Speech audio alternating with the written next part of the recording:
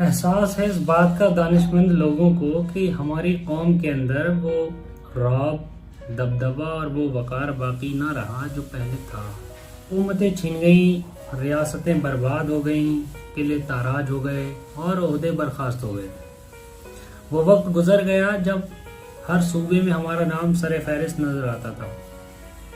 فنکاری ہو گئی، نقاشی ہے، آرٹ زری، ہیرا زری، آرٹ، کلچر، لٹریچر اور سبھی میں یہاں تک کہ تخت شاہی پر بھی ہمیں نظر آتے تھے۔ پولیٹکس ہے، بہادری، میڈیکل سائنس، مگر آج اپنی قوم کی معاشی اور بدحالی کو دیکھ کر ہر فکرمند انسان خون کے آنسو رو رہا ہے۔ بیشتر لوگوں کو یہ جاننا چاہیے کہ یہ قوم کے عروج کا دور نہیں بلکہ قوم کے زوال کا دور چل رہا ہے۔ ہر شخص زبانی طور پر اس بات کو تو سمجھنے کو تیار ہے، لیکن میدان عمل میں اتر کر کام کرنے کو تیار کوئی نہیں۔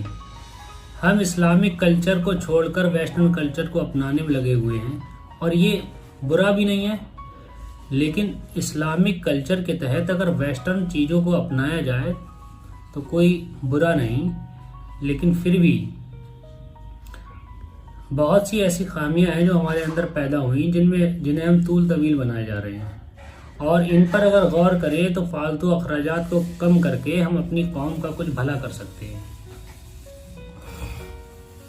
اس کو اگر ہم دیکھیں، آج دینداری کے نام پر جلسوں میں لاکھوں روپے کی رقم جمع کر کے تمام شاعروں کو ادا کرتے ہیں، اور یہ پیسہ ان لوگوں کے پاس لاکھوں روپیہ، لاکھوں کی تعداد میں روپے ان لوگوں کے پاس چلے جاتے ہیں جو اعلیٰ طبقے سے تعلق رکھتے ہیں، لگژری گاڑیوں میں چلتے ہیں، بہترین شاہی دسترخوان پر بیٹھتے ہیں، جو اونچے محلات میں رہتے ہیں، اطلس و کم خواب کے بستر پر لیٹتے ہیں۔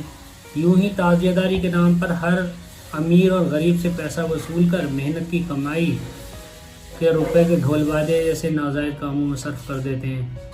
نیاز کے موقعوں پر امیر اور موٹے لوگوں کو دعوت کر کے کھلاتے ہیں۔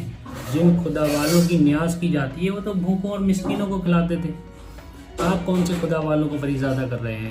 ہمیں اس بستی میں یا اس محفل میں بیٹھے ہوئے غریب یا کمزور لوگ نظر نہیں آتے، اور سب سے لذیذ، سب سے عزیز فارمولہ ہم نے بنایا، جو کہ سب سے بہتر چیز، سب سے زیادہ لذیذ غذا ہوتی ہے، وہ ہمارا سب سے زیادہ عزیز یا سب سے زیادہ عہدے دار یا مالدار یا سب سے زیادہ امیر بندے کے سامنے پیش کی جاتی ہے، جبکہ وہ محتاج کا حق ہے۔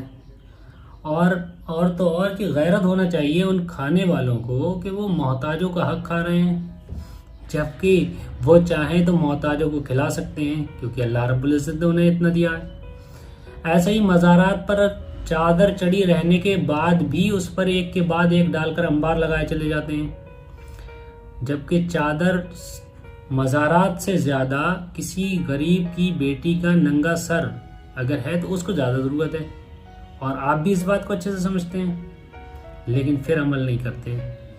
بزرگوں سے محبت ہے تو ان کے طور طریقوں کو اپنا کر اس پر عمل کرنے کی ضرورت ہے۔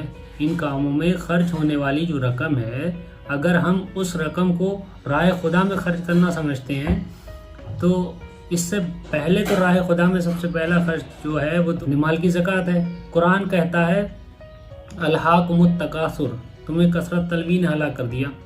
کیوں؟ کیونکہ تم اپنے مال کی طلب میں اور مال کو بڑھانے کی طلب میں ہی ہلاک ہو گئے، لیکن آپ نے جو ہے اپنے مال کو خرچ نہیں کیا۔ اللہ رب العزت کا آپ پر یہ رحم دیکھیں، پہلے آپ کو مالدار بنایا، اس کے بعد میں آپ کے اوپر زکوٰۃ فرض کی، اور اس مالدار بننے کے بعد زکوٰۃ فرض کی، یعنی اللہ نے پہلے آپ کو امیر کیا اور اس کے بعد میں کہا کہ اب آپ اس میں سے نکالیں، کہ ہم لوگ پھر بھی نہیں نکالتے۔ خدا نے ہمیں دولت عطا کی اور ہم اس کی راہ میں خرچ نہ کریں، اور خرچ کریں بھی تو اس طرح کہ دبے کچلے اور غریب طبقے کا کچھ، بدحالی میں ڈوبے طبقے کا کچھ بھلا بھی نہ ہو سکے۔ رقم کو خرچ کرتے وقت ہمیں دیکھنا چاہیے آج بھی ہمارے قوم کے بے شمار لوگ سڑکوں پر، ٹرین کی بوگیوں میں، گلی محلوں میں بھیک مانگتے ہوئے ملتے ہیں۔ آج بھی ہماری قوم کی نہ جانے کتنی خواتین مسجد کی سیڑھیوں پر ہاتھ پھیلائے بیٹھی رہتی ہیں۔ آج بھی نہ جانے کتنی مسلم خواتین فٹ پاتھ پر زندگی کی سانسیں پوری کرتے آپ کو مل جائیں گے۔ ایسے کتنے خوددار بھی ہیں جو مل جائے تو کھا لیتے ہیں، اور نہ ملے تو بھی خدا کا شکر ادا کرتے ہیں۔ پھٹے پر یوں ہی دم توڑ دیتے، لیکن کسی کے آگے ہاتھ پھیلانے کی جرت نہیں کرتے۔ کیا ہمیں نہیں چاہیے کہ ایسے لوگوں کو خیال رکھا جائے؟ کیا کوئی ایسا بندہ پیدا نہیں ہوگا اس دور میں کہ ان سے ان کا احوال جاننے کی کوشش کرے اور ان تک ان کی دردمندی اپنے سینے میں لے کر کے ان سے احوال پوچھے، یا کسی بھوکے کو ایک وقت کا کھانا کھلا کر کے دیکھیں، کسی ہاسپٹل میں چارپائی پر ایڑیاں رگڑتے ہوئے اپنی قوم کے بیمار لوگوں کو دیکھیں؟ آپ دیکھیں گے، آپ سمجھیں گے، خود اس بات کو فیل کریں گے کہ ہاں اس میں کتنا سکون ملتا ہے۔ کسی بیمار کی عیادت کو جاؤ تو اس کی مدد کر کے دیکھو۔ غریب کی بیٹیاں جن کی دہلیزوں پر بیٹھے ہوئے عمر ڈھل رہی ہے اور اپنی عصمت کو ڈھانپے بیٹھی ہیں، کیا وہ ہمیں نظر نہیں آتی؟ کیا ہماری قوم کے نوجوانوں کا یا ہماری قوم کا فرض نہیں بنتا کہ ان کی عصمت کو، ان کی عزت کو، ان کی عزت نفس کو پامال ہونے سے بچائیں، بنا دہیج کے، بنا فالتو اخراجات کے نکاح کریں؟ کیا قوم کے اعلیٰ ترین اور غنی لوگوں کا یہ حق نہیں بنتا کہ اس بیٹی کی شادی کرنے کے لیے اگر اس کے پاس پیسہ نہیں ہے تو اس کا فریضہ یا ذمہ اس کے سر نہیں ہوگا؟ بے شک اگر ہماری قوم کی آج یہ حالت ہے تو اس کے ہم خود ذمہ دار ہیں۔